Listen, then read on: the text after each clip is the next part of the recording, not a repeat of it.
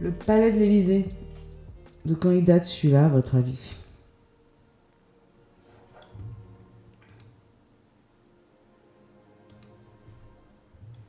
Ça doit être assez récent, en vrai.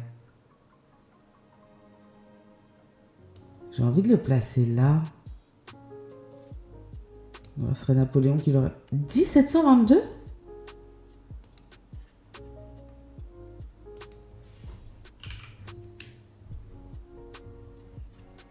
Mais qui est-ce qui l'a fait? Par Armand-Claude Mollet en 1720 pour Louis-Henri de la Tour d'Auvergne. Comte d'Évreux, le palais de l'Élysée a une histoire illustre. Il est offert par Louis XV à sa favorite, la Pompadour.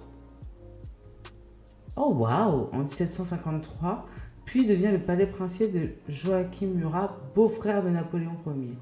Ce dernier en fait en 1805 sa résidence principale. Son neveu Louis-Napoléon Bonaparte, premier président de la République française, y habite également à partir de 1848. C'est drôle. Premier président à habiter au palais, quoi, à l'Élysée. Ok. Après la mort de Louis XIV en 1715, dont la fin de règne rime avec une certaine austérité, le régent du royaume Philippe d'Orléans délaisse Versailles au profit de Paris, entraînant avec lui la cour qui, dès lors, s'y fait construire, comme les membres de la bourgeoisie, divers palais et hôtels particuliers. Bah oui, faisons-nous plaisir. Bah oui, Mamoun, je me suis trompée, mais c'est pas grave. Non, c'est pas ça que je voulais faire.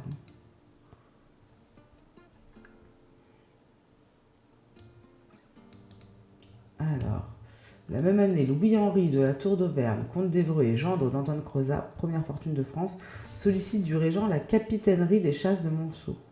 Ce dernier, aimant se moquer des courtisans désargentés, lui rétorque « Je vous l'accorderai lorsque je pourrai vous emporter moi-même le brevet dans un hôtel à vous. » Ah ouais, d'accord. Tu pensais pas que c'était aussi vieux? Bah ouais, moi non plus. Hein. Moi j'aurais bien vu ça autour de Napoléon, justement. Mais... Monsieur Louis-Henri, vous n'êtes pas très gentil. La moquerie affecte directement le comte, qui n'a pas de demeure parisienne digne de ce nom. Un petit appart, hein.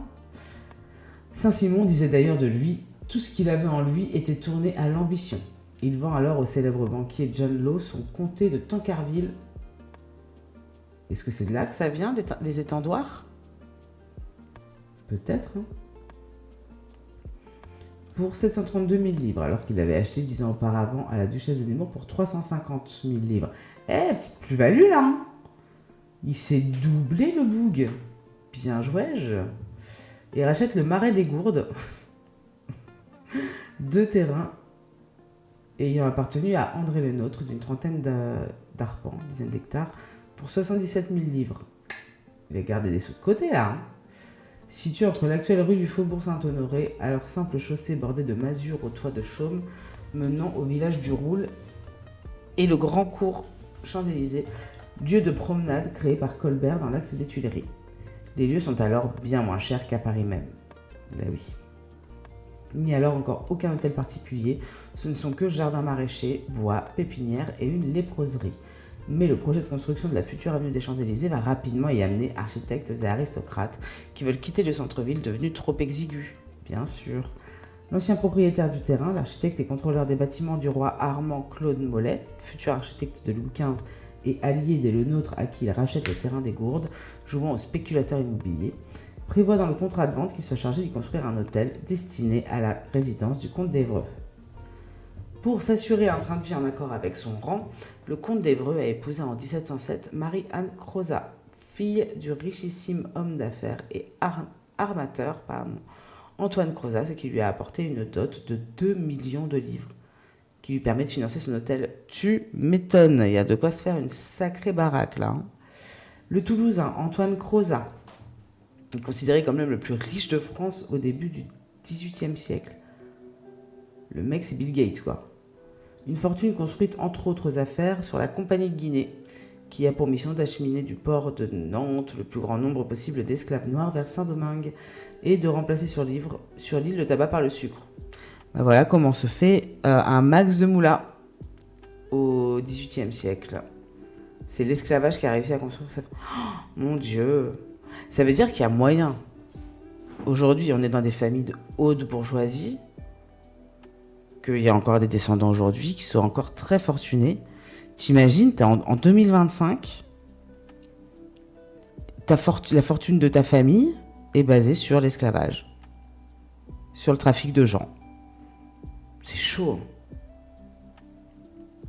C'est chaud de fou. Pas facile de dormir la nuit. Hein. Alors que t'y es pour rien, et ça se trouve, tu peux être quelqu'un de très bien, mais tu sais que la thune, là, tout le patrimoine familial, il repose sur ça. Et ça doit pas être les seuls, hein. Ah, c'est chaud. Il y en avait beaucoup avant. Bah ouais, maman. Il y en avait beaucoup, beaucoup. Mais genre là, l'homme le plus riche de France, c'est grâce à ça qu'il est... Ça me choque un peu. Enfin, ça me choque. Ça me surprend pas, hein, mais... Enfin, je sais pas. C'est grâce à cette fortune bâtie entre autres sur la traite négrière qu'Antoine Crozat s'ouvre les portes de l'aristocratie en mariant sa fille à Louis-Henri de la Tour d'Auvergne, le comte d'Évreux. Donc vraiment un homme charmant toujours. Hein. Ce qui amène Louis-Georges Tine à considérer que sans la fortune d'Antoine Crozat, sans la traite négrière, le palais de l'Élysée n'aurait sans doute pas vu le jour. Bah oui. Le problème c'est qu'il y en a encore malheureusement, tout à fait. Mais là c'est un sujet sur lequel je m'y connais beaucoup moins, donc je préfère... je ne m'avance pas trop sur ces questions. Mais... Purée, ben oui. Alors l'Élysée, on kiffe ou quoi les symboles là? Oh, c'est chaud. C'est chaud de fou. Je suis un peu choquée. Là. Genre la maison du président de la République, elle a été bâtie sur l'argent de la traite négrière. Waouh. Waouh, c'est chaud. La fille d'Antoine Crozat a 12 ans et le comte d'Évreux 32. Bah oui, bah quoi? Oh bah commence à pouvoir faire des gamins à 12 ans. C'est bien. Le souci des nobles de la fin du règne de Louis XIV est de trouver de l'argent, dépensé dans les fastes de la cour et les guerres. Les bourgeois, quant à eux, désirent s'élever socialement et cette union est un exemple de ce qui a souvent cours en ces temps. Attendez, je baisse juste un tout petit peu le son de la musique. Ah, ça va se jouer plutôt ici. Est-ce qu'elle est un peu plus forte?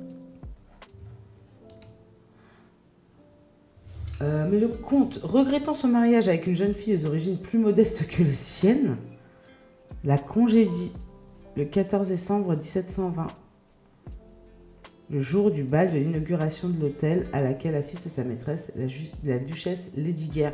Donc le mec, grâce à sa meuf, à la dot de sa jeune épouse, se retrouve pété d'oseille, mais elle n'est pas noble.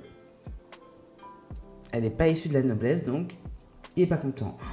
Vraiment un homme charmant. On prend, et puis après, on va aller prendre la duchesse.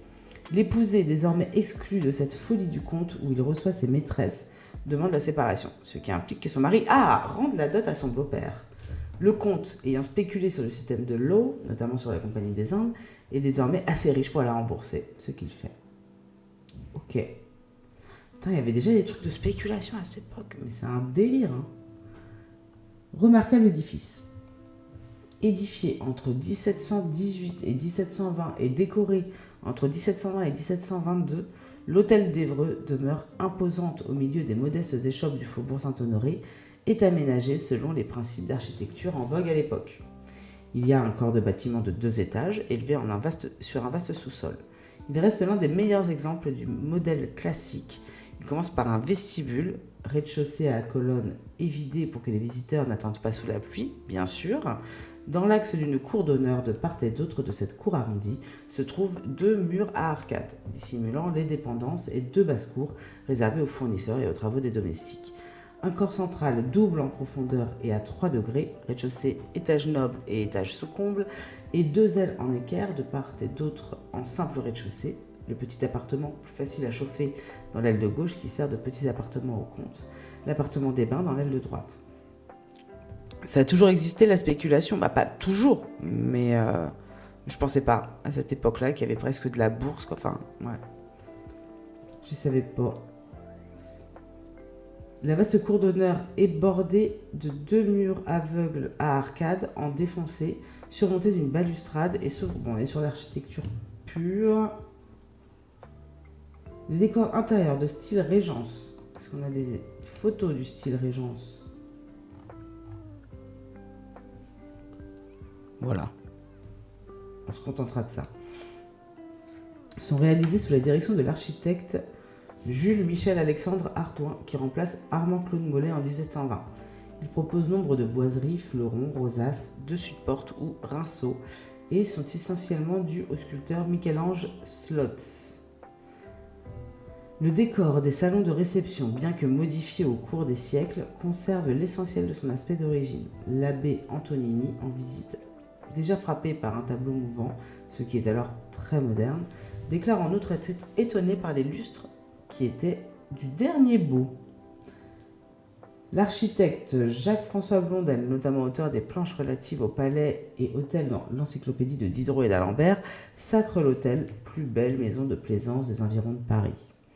Comme il l'avait promis, le régent revient en personne apporter le brevet au comte, rajoutant en plus 140 toises, 530 mètres carrés, de terrain pour le féliciter d'avoir relevé le défi. Ah oui, donc c'était pas Mister Auvergne en fait qui avait dit ça. C'était dans l'autre sens. Cela permet d'agrandir le récent jardin à la française et de fermer en demi-lune. Et de le fermer, pardon. Le comte d'Évreux fut donc le propriétaire d'un hôtel admiré de tous ses contemporains.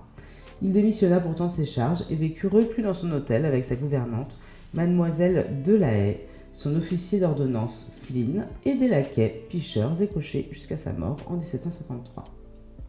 Résidence de la Pompadour. En 1753, la marquise de Pompadour, une des favorites de Louis XV peut-être, est charmée par l'édifice et décide d'en faire l'acquisition. La vente a lieu le 24 décembre de la même année au Châtelet de Paris. Joyeux Noël, ma Pompadour. Monsieur Lenotte est curateur, Maître Melun notaire. Une estimation est faite par l'architecte des maisons. Elle se monte à 730 000 livres. Est-ce qu'on n'est pas sur quelqu'un qui a bien choisi son job ou dont le nom a été fait à cause de son travail? Architecte des maisons, on aime. L'achat de la demeure est motivé, selon le marquis d'Argenson, par le statut chancelante favorite.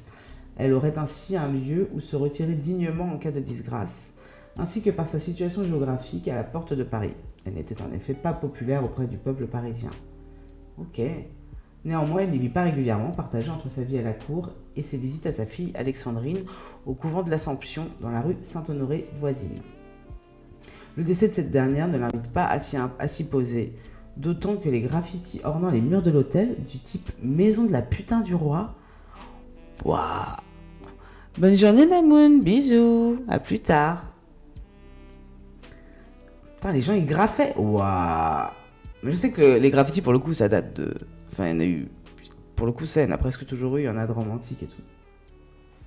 Rappelle que les habitants de ce quartier populaire n'aiment pas la richesse arrogante qu'elle affiche ou son inconséquence lorsqu'elle conçoit un potager qui barre la circulation du Grand Cours, futur Champs-Élysées. Tu m'étonnes. Hein? Non, mais vous me le mettez là, le potager. Bah, c'est joli ici. Ça gêne. Oh, mais c'est pas grave. Elle y fait de nombreuses transformations. Les murs se couvrent de boiseries et d'or, caractéristiques du style Pompadour. La meuf, elle a son style, quoi. La façade de la cour d'honneur s'inspire de celle de son château de Champs-sur-Marne. Celle qui possède depuis quelques années le marquisat de Pompadour suit sa devise. Mon plaisir n'est pas de contempler l'or de mes coffres, mais de le répandre. Du coup, c'est dégueulasse. Mais les travaux sont en réalité à la charge du royaume de France, qui dépense près de 100 000 livres dans la réfection et la décoration.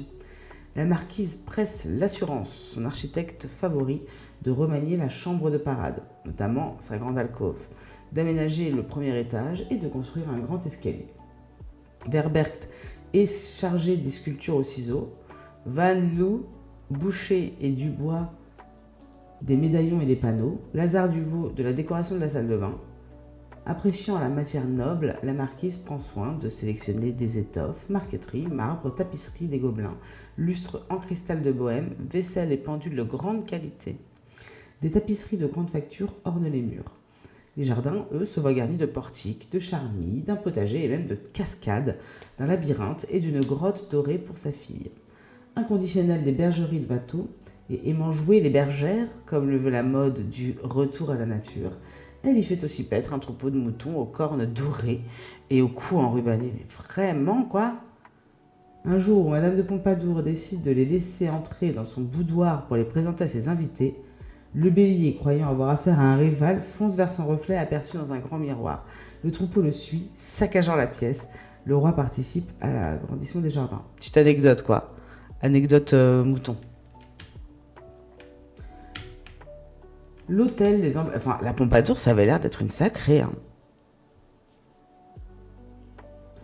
Dès le 15 novembre 1757, à l'âge de 36 ans, Madame de Pompadour avait, par son testament, institué son frère, le marquis de Marigny, pour son légataire universel.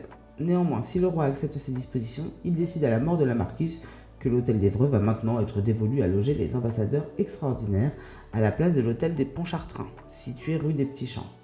L'hôtel des ambassadeurs extraordinaires devient donc une propriété de la couronne. Après le décès de la marquise, le 15 avril 1764, l'hôtel sert pendant un an à centraliser et vendre tout le mobilier et les œuvres d'art amassées par cette dernière dans ses nombreuses propriétés.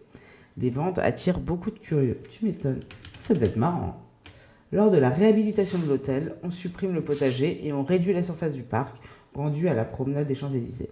Néanmoins, devant l'absence répétée de ses hôtes, l'hôtel, par décision royale du 14 août 1765, sert de lieu d'exposition aux personnes curieuses et aux amateurs d'art. On y présente notamment la série de toiles commandée par Louis XV, Les Portes de France, par Joseph Vernet. Puis, en 1768, de garde-meubles, en attendant l'achèvement de celui-ci, alors en construction sur la place Louis XV. Dans tous les salons, et même les baraques construites sur les abords, sont déposées des armures et des tapisseries. Pendant ce temps, et jusqu'en 1773, le peuple de Paris peut venir se promener dans les jardins parmi les anciens décorums de la marquise, la cascade et la grotte notamment. Donc on est avant la Révolution encore.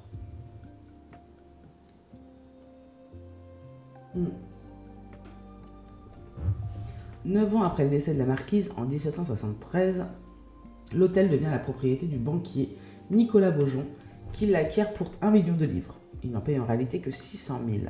L'hôtel d'Évreux, le 2 octobre 1773, par l'intermédiaire de maître Lepot d'Auteuil, le nouveau garde-meuble royal ayant été installé place Louis XV, l'actuel hôtel de la Marine. Il emménage le 15 novembre 1774. Les dégradations subies par l'hôtel pendant la période où il n'était plus qu'un lieu de stockage amènent Nicolas Beaujon à réhabiliter et redécorer l'ensemble. Il fait appel à l'architecte du roi, Étienne-Louis Boulet, pour les travaux. Il procède ainsi à des agrandissements, notamment pour l'aile ouest, qui comprenait les petits appartements en longueur et en largeur, qui est prolongé vers les Champs-Élysées. On remplace ainsi l'antichambre, la chambre à coucher et le cabinet par une antichambre, un salon, un grand cabinet, une grande galerie, une bibliothèque. Nicolas Beaujon n'aime pas lire, mais selon la mode du temps, il achète pour 400 000 livres un cabinet de sciences naturelles. Bien sûr. Un arrière-cabinet, un autre salon, une chambre à coucher et un boudoir.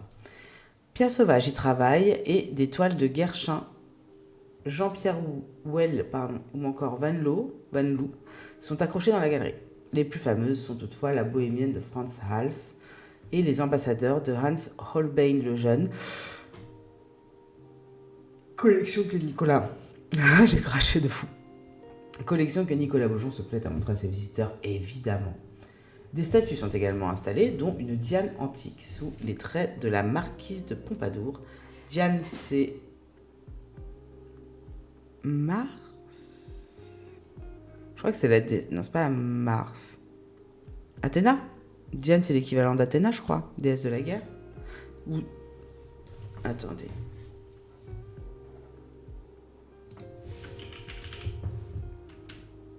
Diane, mythologie. Voilà, l'équivalent. Artémis, pardon. Donc c'est bien la chasse. Veuillez m'excuser pour cette interruption. Donc, deux statues sont installées, dont une Diane antique sous les traits de la marquise de Pompadour. Non mais la Pompadour, quoi. J'arrive pas à savoir si elle m'épuise ou si j'adore sa folie, quoi. C'est une queen. C'est une drama queen de fou. Sa chambre copieusement décorée est ornée de plusieurs fenêtres en œil de bœuf, de glace et de tentures plissées. Les cuisines de l'hôtel sont déplacées de l'aile ouest à l'est, à l'emplacement où elles sont toujours aujourd'hui, afin de pouvoir installer les bureaux de sa banque. Dans le corps du bâtiment, il sépare en deux la salle des fêtes du comte d'Évreux et fait installer une salle de billard anglais. La salle de musique de Madame de Pompadour est conservée. Une salle de bain est aménagée. Aucun grand escalier ne permet encore d'accéder à l'étage, où logent Monsieur et Madame Tétard-Dulis, amis de Nicolas Beaujon. Étienne Louis Boulet aménage également le parc à la française qui devient à l'anglaise. Un lac avec en son centre une fontaine, des terrasses et des allées sont ainsi créés. L'architecte Nicolas-Claude Girardin fait aussi construire une serre chaude reliée à l'hôtel par une galerie de treillage ainsi qu'une ménagerie. Hardi à la tâche, Nicolas Beaujon passe sa journée à travailler à l'hôtel où, munificent, il loge certains de ses employés et leurs familles ainsi que des comédiens comme Pierre-Laurent Buirette de Bellois. Il passe sa soirée à converser sur les nouvelles de la ville, mais impotent, doit bientôt vivre dans le palais en chaise roulante. Il compte néanmoins 5 à 6 maîtresses, surnommées les berceuses, qui au fil du temps deviennent des hôtesses du palais. Il conserve sous réserve d'usufruit la propriété du désormais hôtel Beaujon jusqu'en août 1786, date à laquelle il le vend en viager au roi Louis XVI, se sachant sur la fin de sa vie, pour 1 100 000 livres, bien qu'il fût estimé à 3 millions. Aïe! Ah, ça pique ça. En même temps, il l'a payé 300 000. Encore une fois, on est sur une jolie plus-value. Faudrait savoir combien il a investi de travaux, quoi. C'est surtout ça qu'on ne sait pas trop. Anyway, le roi souhaite en effet y loger, comme son prédécesseur, les ambassadeurs extraordinaires ainsi que les souverains étrangers de passage à Paris. La vente se fait néanmoins au nom de Monsieur Durnay, un agent de change, pour que les frais ne soient pas explicitement à la charge de la couronne. Nicolas Beaujon y meurt le 21 décembre et est inhumé en grande pompe. Le 25 avril 1787, tout le mobilier et les éléments de décor sont vendus aux enchères après 2 jours d'ouverture au public. Propriété de Bathilde d'Orléans. Ah voilà, c'est ça qui m'intéresse, moi. La dernière occupante de l'hôtel avant la Révolution est Louise-Marie Bathilde d'Orléans, duchesse de Bourbon, qui s'y installe en 1787. Louis XVI, ayant finalement abandonné son projet. Il l'a acheté pour rien ? Princesse du sang, fille du duc d'Orléans, sœur de Philippe Égalité, tante de Louis-Philippe Ier, mère du duc d'Enghien, belle-fille du prince de Condé qui occupe précédemment les lieux, elle a failli devenir impératrice d'Autriche, mais l'empereur, frère de la reine Marie-Antoinette, ayant renoncé à une 3e union, elle a épousé son cousin, le duc de Bourbon, qui l'a abandonné assez rapidement après leur mariage. Ah ben, l'inceste, hein. Leur séparation est officielle en 1781. En raison de ces nombreuses liaisons, elle n'est plus la bienvenue à la cour. Elle se bat en effet lors d'un bal à l'opéra avec la princesse des nains. Oh my god, drama. Ouais, je laissais là, si elle a envie de s'éclater. Ah là là. Elle achète le 17 juillet à Louis XVI, son cousin, l'hôtel Beaujon pour 600 000 livres. Il n'a pas fait une affaire, Louis XVI. L'État. Bien sûr, bah oui. L'hôtel Beaujon est rebaptisé Hôtel de l'Élysée, en raison de son jardin dont les ifs se mêlent à ceux du carré de l'Élysée, jardin de l'avenue des Champs-Élysées, selon d'autres sources aussi l'Élysée Bourbon, en raison du nom de sa propriétaire. La duchesse s'y installe avec une fille adultérine, Adélaïde Victoire, née d'une aventure avec un officier de marine, le chevalier Alexandre Amable de Roquefeuille. Elle fait aménager par Pierre-Adrien Paris dans le parc un hameau, comprenant des maisons rustiques en souvenir de celui de son beau-père, le prince de Condé, situé dans le parc du château de Chantilly. Très fantasque, passionnée de chiromancie, d'astrologie et de sciences occultes, elle s'y adonne dans les salons du palais en compagnie de personnalités comme le magnétiseur Mesmer, le théosophe Louis-Claude de Saint-Martin, le moine mystique Christophe-Antoine Gerle, Suzette Labrousse ou encore l'oracle Catherine Théo. Mais what the fuck? Non mais Mesmer, c'est une dinguerie. C'est un médecin, fondateur de la théorie du magnétisme animal, dit mesmérisme. Oh waouh! Ça doit être de lui que vient le nom de Mesmer? Attendez, on va aller voir tout en bas.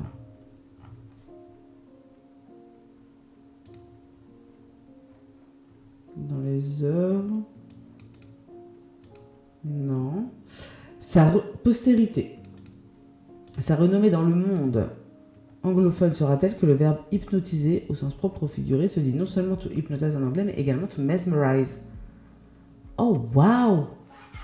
La forme verbale mesmerizing, littéralement mesmérisant, est également employée comme adjectif avec le sens de fascinant pour qualifier un spectacle, un livre, un film.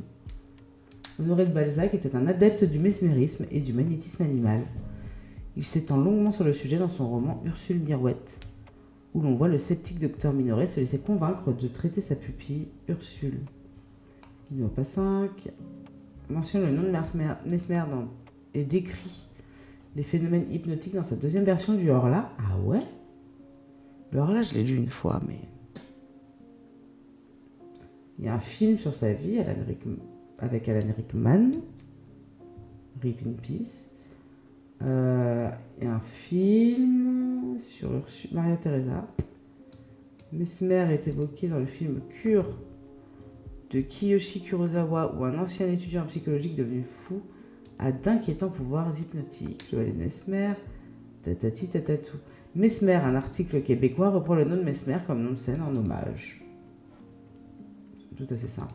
Et alors, elle, une oracle? Oh waouh! Fait flipper, hein. Elle est terrifiante, la dame. Attention, je suis pas très à l'aise là.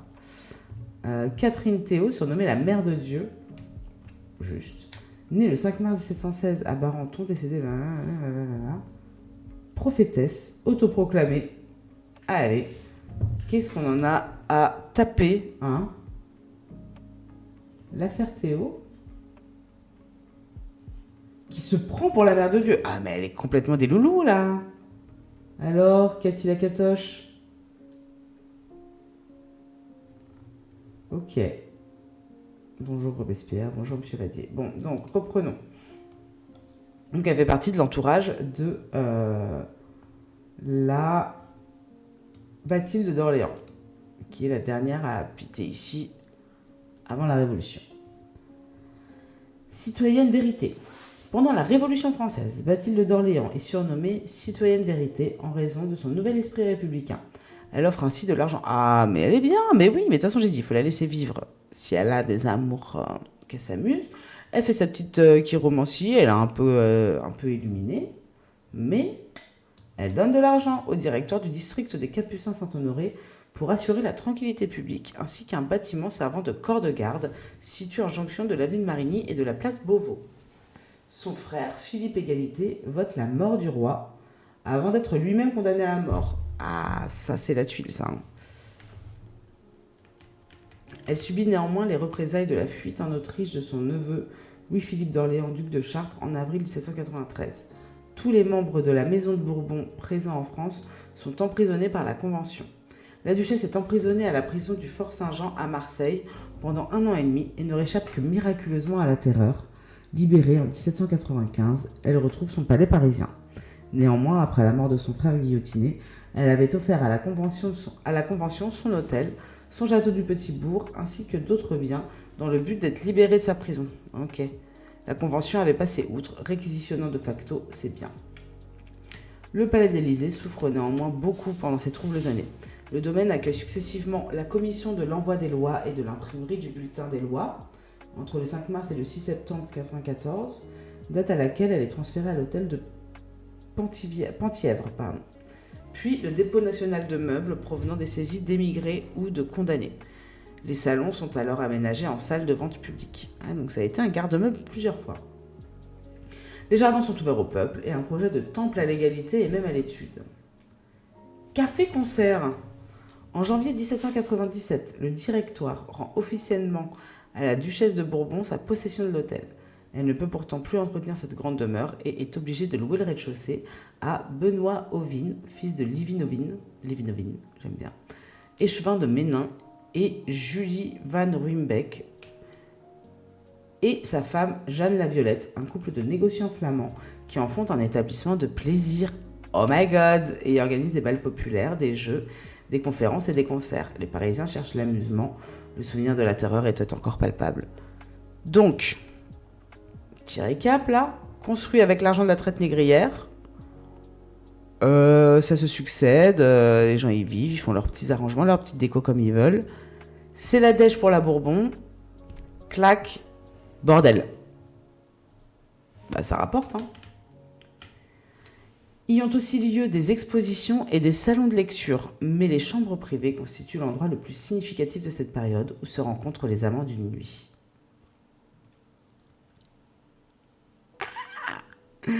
Ça s'amuse à l'Élysée, disons. Elle touche ainsi 18 000 livres par an. Les meubles sont loués pour 3 200 livres et pour 8 000 de plus, le couple peut organiser des fêtes champêtres dans les jardins. Le coup d'État du 18 Fructidor en 5 contre les monarchistes exile pourtant la duchesse hors de France. Elle est déplacée avec sa belle-sœur et son cousin, le prince de Conti, à la frontière espagnole. Bathilde d'Orléans ne reverra la France que 17 ans plus tard, à la chute du Premier Empire. Le directoire vend alors l'hôtel comme bien national. La location aux Ovines, qui était à l'origine pour 9 ans, est annulée. Aïe aïe aïe, on ferme le bail. Ce dernier l'achète ainsi avec l'aide d'un bailleur pour 10 300 000 livres, bien qu'il n'en paye en réalité que le tiers.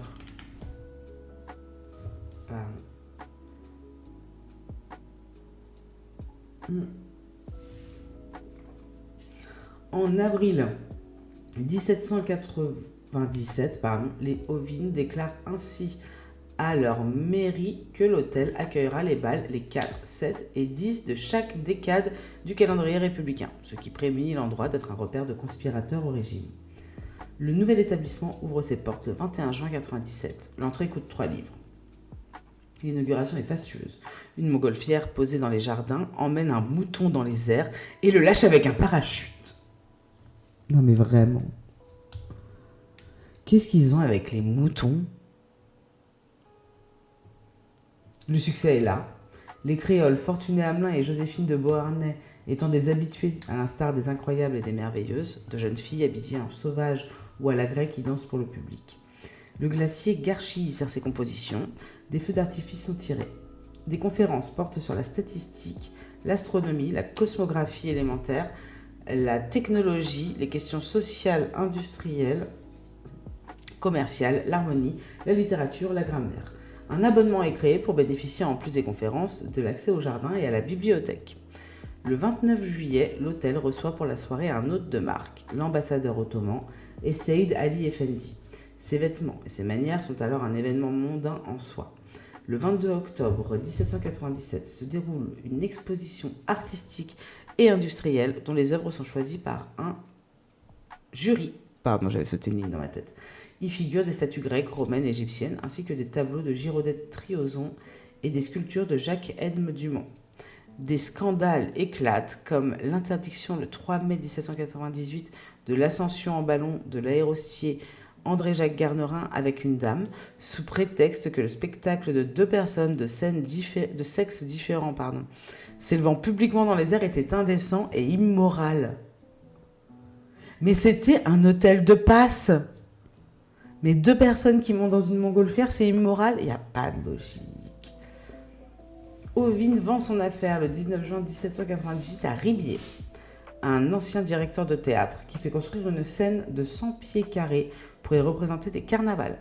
Un bal masqué est toutefois annulé par le ministre de la Police le 7 Ventose de la même année en raison de la présence de conspirateurs royalistes. Comme son prédécesseur, Ribier fait des bénéfices en dessous de ses attentes et vend donc l'établissement en 1801 au glacier Véloni. Le mobilier avait été saisi le 13 mars de la même année. Aucune logique. Bonjour Zimia, mais de fou, bienvenue. Aucune logique, ça me termine. Le mobilier avait été saisi le 13 mars de la même année, mais la fille des Ovines, Julie-Marie Liévine, rachète les différentes parts en nue propriété, ne laissant à Véloni que la possession de la salle de billard. Elle fait ouvrir des magasins du côté Faubourg Saint-Honoré, un marchand de vin, un rôtisseur et une mercière, et diviser le premier étage de l'hôtel en 15 appartements, loués entre 300 et 900 francs, ce qui rapportait une rente annuelle de 14 660 francs. Un appartement à 1200 francs est aussi créé, loué par Jeanne-Catherine Joseph de Lavaux, doté de 8 pièces sur 2 paliers et lui donnant le droit d'accéder au jardin. Ses parents et le jeune et futur écrivain Alfred de Vigny logent au premier étage à gauche du côté de la cour. Guillaume Bonnecarrère, futur ministre et diplomate, est leur voisin. L'ancien hameau de Bathilde d'Orléans est transformé en restaurant rustique servant de la viande froide. La légende veut que ce soit cette Liévine qui, s'ennuyant à périr, fit remarquer à ses parents que la mode de la danse s'était emparée de Paris et eut l'idée de s'associer à Véloni pour transformer les jardins à la française en parc anglais pour y organiser des fêtes champêtres. Mais je suis choquée de tout ce que j'apprends. Une histoire de fou en vrai sur l'Élysée. Comment ça va, Zimia? Passe une bonne matinée? Bon, matinée bientôt midi, bientôt manger.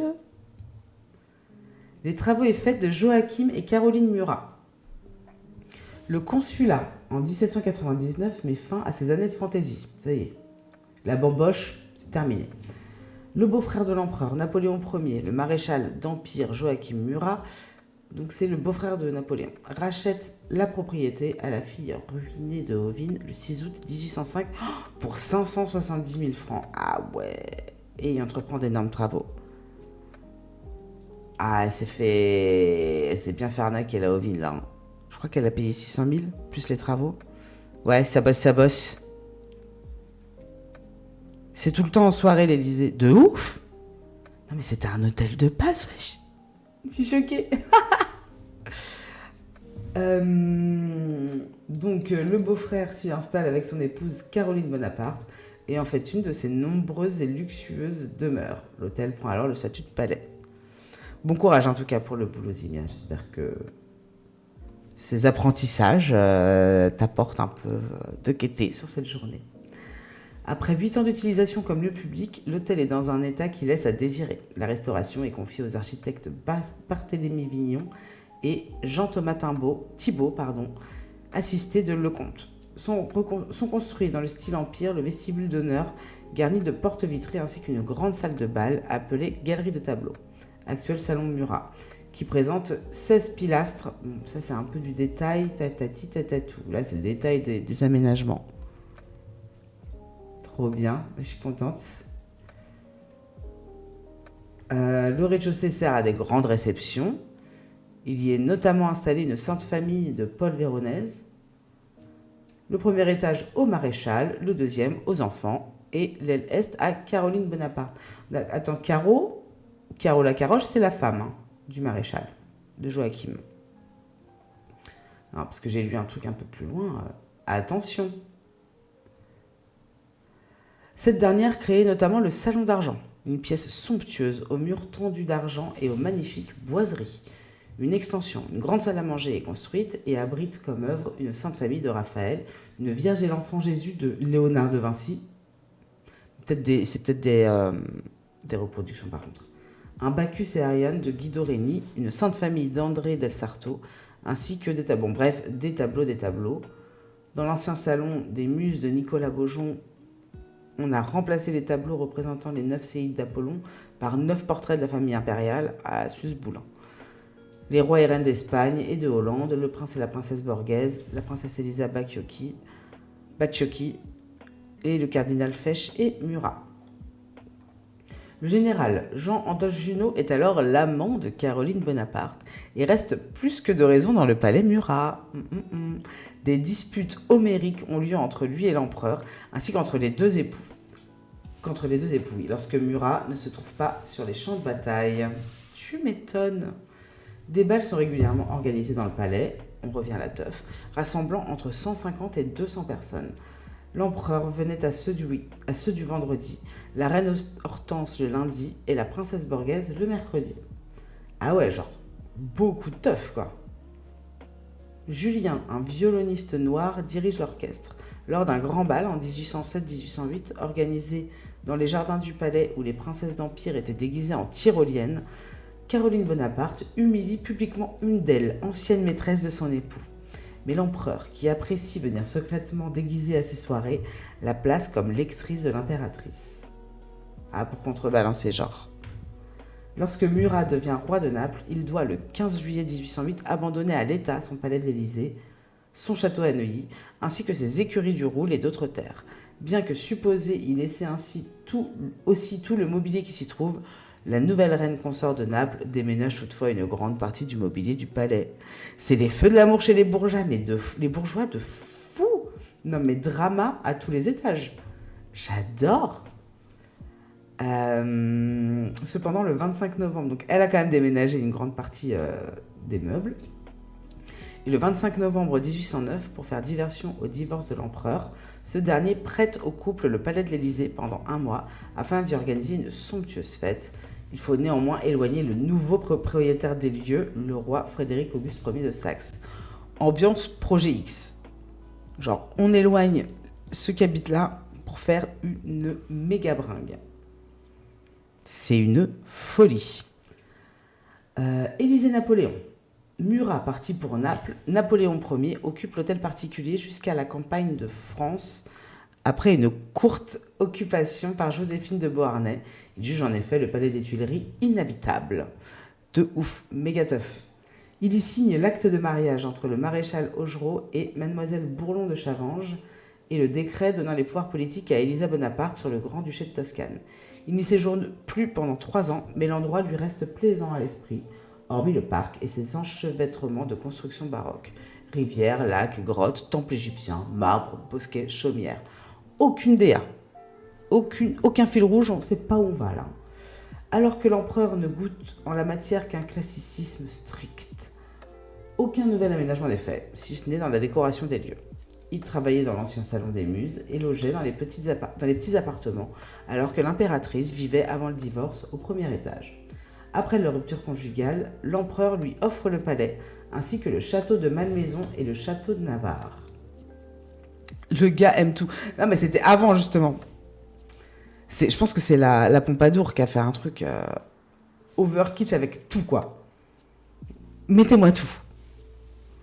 La remise des lieux est pourtant différente en raison du retour du couple Murat. Ah oui, donc pendant le mois là. Non. Si, c'est ça. Bien qu'elle possède en définitive les lieux pendant 2 ans, elle n'y habitera jamais réellement, sauf entre le 8 février et le 9 mars 1810. L'empereur récupère donc le palais le 13 février 1812 et offre à l'ancienne impératrice en échange le château de Laeken. Pour la nouvelle impératrice Marie-Louise d'Autriche, sont installés au premier étage une chapelle ainsi que des appartements privés pour son jeune fils, le roi de Rome. L'empereur revient au palais entre le 28 mars et le 7 avril 1813. Marie-Louise devient entre-temps régente de l'Empire. Ça doit être si laid kitsch. Ah bah là, tout le mélange, grotte, temple égyptien, dorure et tout, c'était un bordel. Hein. Bon là, c'est un peu moins fun, j'ai l'impression. Hein.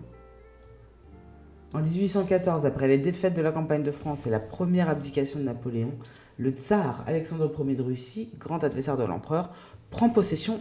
Wesh le moucheron, trop près. Prend possession du bâtiment, après l'avoir fait fouiller par 2 ingénieurs russes pour y détecter la présence éventuelle de bombes. Néanmoins, il ne désire pas rentrer comme un conquérant dans la capitale, car il admirait son rival et méprisait les Bourbons. Les Bourbons, c'est les anciens. Il ne porte donc pas son uniforme de cérémonie quand il rend visite à Joséphine de Beauharnais au château de Malmaison. Au palais, il reçoit notamment Chateaubriand, qui lui fait part de sa haine pour Napoléon. Il organise des dîners pour arriver à faire s'entendre noblesse d'Empire et noblesse d'Ancien Régime. En pénétrant dans le cabinet de travail de l'empereur, il déclare « Combien d'entreprises mémorables ont été conçues et méditées dans ce modeste cabinet ?» Bathilde d'Orléans profite des turbulences de ces années pour demander au roi Louis XVIII le palais de l'Élysée. Celui-ci refuse, mais lui offre l'hôtel Matignon. À l'été 1815, le tsar laissera le duc de Wellington, vainqueur de la bataille de Waterloo, disposer du bâtiment. Allez-y, faut me laisser maintenant. C'est du harcèlement. Merci. Pendant les 100 jours, l'empereur habite l'hôtel quelques jours. Après Waterloo, revenu au palais le 21 juin 1815 à 8h du matin, au terme de 3 jours de chevauchée, Il demande à prendre un bain, puis se rend à un conseil des ministres mouvementé, où l'empereur et ses ministres se disputent sur l'issue à tenir des événements.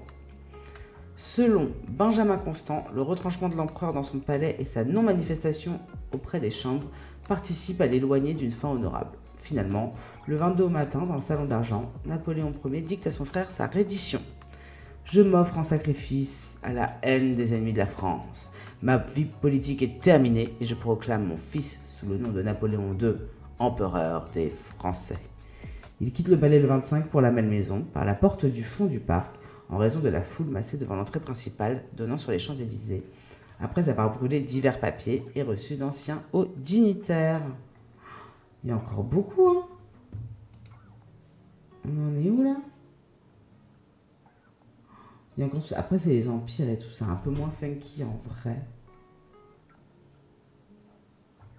Ne dis pas que je suis remontée tout en haut. Oh my god, je suis remontée tout en haut. Attends. Drama du duc de Berry. Après l'occupation du palais par Lord Wellington, commandant des troupes alliées en France, le nouveau régime, la Restauration, amène Louis XVIII sur le trône de France, qui récupère les biens spoliés par les différents régimes. De son côté, malgré ses suppliques auprès de Louis XVIII, Bathilde d'Orléans, duchesse de Bourbon, donc qu'on avait eu, ne peut pas récupérer son hôtel. C'était la beste, hein, Bathilde. Elle avait financé des trucs pendant la Révolution et tout. Le roi n'ayant pas oublié qu'elle avait choisi de ne pas émigrer et afficher des sentiments pro-révolutionnaires. Il lui offre néanmoins l'hôtel de Valentinois rue de Varennes par un décret du 6 mars 1815, échangeant l'hôtel Matignon contre le palais de l'Élysée, pour en faire don en décembre 1815 à son neveu, second fils du roi Charles X, le duc de Berry, qui y emménage avec son épouse Marie-Caroline en 1816. Le mobilier reste inchangé, seuls les motifs des abeilles impériales en sont retirés. C'est quoi, les abeilles impériales? Ah oui, j'avais déjà vu ça. Le duc fait installer un piano d'Érard pour sa femme. C'est un mec, Érard? C'est une marque. Elle est chic, la signature. Celle-ci compte 11 dames d'honneur, dont une Suzanne de la Tour en Voivre se marie avec le comte de Meffray dans la chapelle du palais. Le couple peu conformiste se plaît à déjeuner en tête-à-tête dans les jardins ou à se promener incognito dans les rues de Paris pour aller dans les magasins. Oh là là, qu'ils sont fantasques, hein! Attention, ils font des folies. Loin de la cour aux Tuileries, ils profitent d'une vie insouciante en allant par exemple écouter de la musique sur les Champs-Élysées, mais se faisant souvent chasser sous les injures, n'ayant pas d'argent sur eux et n'étant pas connus du public. Ils aiment aussi se rendre au théâtre Feydeau et Comte, ainsi qu'au cirque Franconi. Ils organisent également beaucoup de réceptions, comme le 20 juin 1816, où ils reçoivent le corps municipal de Paris. Le 9 octobre est jouée dans le palais la pièce Saint-Louis villageois, et en janvier 1819, un dîner de gala est offert au frère du prince régent d'Angleterre, le duc de Gloucester. Le dernier grand bal a lieu le 29 janvier 1820. La principale préoccupation des nouveaux propriétaires est de donner un héritier au royaume. Après 2 enfants morts-nés, le médecin accoucheur est accusé d'incompétence. Le duc de Berry explique que cela est probablement dû à une chose qu'il avait faite, qui n'était pas de saison, sur un canapé en habit de cour, en revenant d'une réception. J'ai pas compris. Les doutes se dissipent quand le 21 septembre 1819 naît une fille, Louise-Marie-Thérèse. En 1820, Marie-Caroline est à nouveau enceinte. Elle se soumet alors à un régime draconien qui lui interdit toute sortie aux réceptions. Mais le 13 février, contournant la règle, ils sortent à l'opéra où on joue le Rossignol, le carnaval de Venise et les noces de Gamache. Là, le duc de Berry est assassiné. C'est Batman en fait. Il recevait depuis peu des lettres anonymes de menaces par l'ouvrier Louvel, décidé à éteindre la dynastie des Bourbons. Son épouse rentre évanouie au palais dans une robe tachée de sang. Après quelques jours de dépression, elle se coupe les cheveux et les met dans le cercueil de son époux, déménage aux Tuileries où elle accouche du futur comte de Chambord le 29 septembre 1820, perpétuant donc la dynastie. Lequel, par sa fidélité au drapeau blanc et son refus d'y renoncer entre 1871 et 1873, Je n'arbore pas un nouveau drapeau, je maintiens celui de la France, souligna le prétendant le 25 janvier 1872, ne réussit pas à convaincre les députés orléanistes de ne pas contribuer à installer définitivement la République à l'Élysée. Le 15 avril, on rachète des housses pour recouvrir les meubles du palais, désormais inhabités. Donc, entre 1820 et 48, ça reste globalement vide. Juste chambre d'amis pour les puissants de passage. Pendant le gouvernement provisoire de la Deuxième République, le palais prend le nom de l'Élysée national. S'y retrouve la commission des secours où siège le célèbre et très populaire chansonnier Béranger, qui reçoit un jour l'hommage de 800 chanteurs, musiciens et mendiants des rues.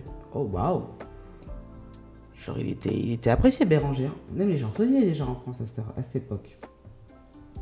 Les jardins sont un temps ouverts au public, des concerts y sont donnés, une fête foraine s'y installe et des feux d'artifice sont tirés. Le ministre des Finances accorde du 15 juillet au 16 novembre un salon du palais à l'Association nationale agricole.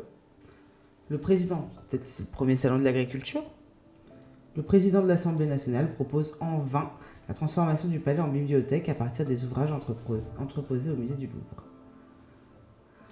Ah, Tititi, chef du pouvoir. Ok, et ça devient la résidence du président de la République.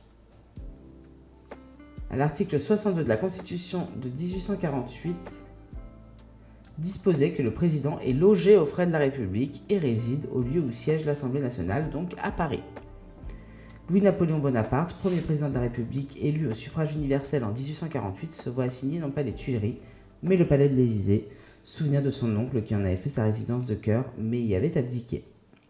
Rapidement après son arrivée le 20 décembre, le premier président de la Nouvelle République se rend dans le boudoir d'argent où son oncle abdiqua et remarque sur le mur accroché un portrait de ce dernier et à côté de sa mère, Hortense de Beauharnais, prévenance d'un garde-meuble qui n'a pas eu le temps d'apporter tout le mobilier nécessaire à sa fonction présidentielle.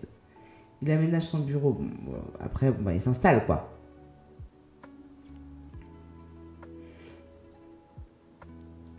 Et comme il ne peut pas se présenter encore aux élections, coup d'État, l'Élysée qui accueille du peuple, on n'a jamais vu ça. Non mais de fou.